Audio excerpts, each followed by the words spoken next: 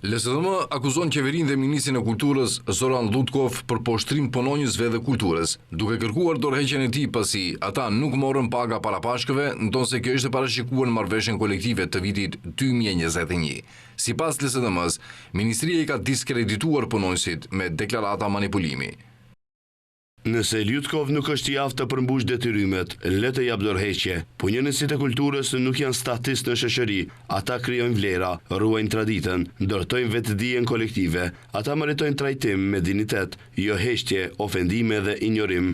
VMRO përmendeu u përgjigj duke thënë se opozita po shtiret sikur shqetësohet dhe se LSDM është ajo që e ka shndruar kulturën në një ark partie dhe platformë për krime.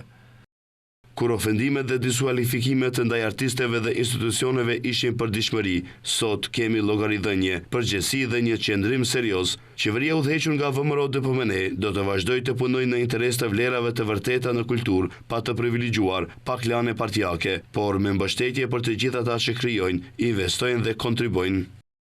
Sindikata e Kulturës ka paralajmëruar protest për të martën për shkak të pagave të vonuara, që sipas ligjit duhet të ishin dhënë deri më 15 prill.